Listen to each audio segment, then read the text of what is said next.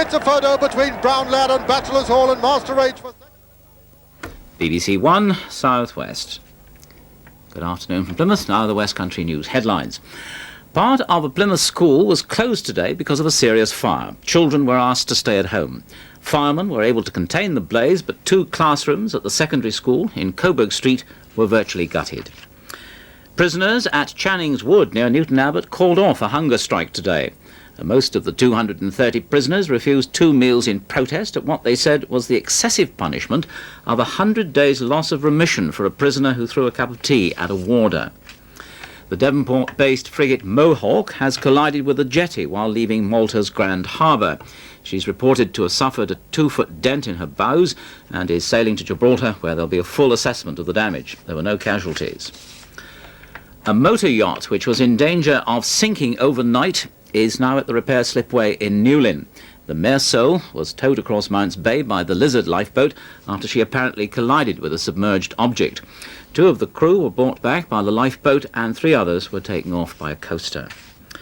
European police chiefs today heard from Mr. John Alderson, the Devon and Cornwall Chief Constable, at a crime prevention conference in Bedfordshire.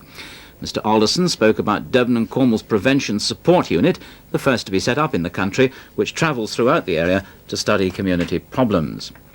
An appeal's been made today for the new hospital at Derriford in Plymouth to be finished as soon as possible. Following a site meeting, the Plymouth and District Community Health Council say that priority should be to make Derriford a completely viable hospital and not to let it open prematurely. A conference in Exeter heard today that loneliness amongst retired people has doubled in the last 25 years.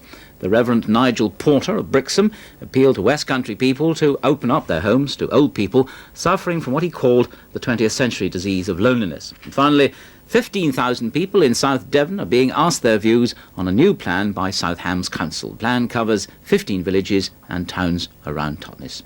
That's all the news for now. More in Spotlight at 5 to 6. And next on BBC One, it's Play School, presented by Carol Leader and Brian Cant. A house with a door.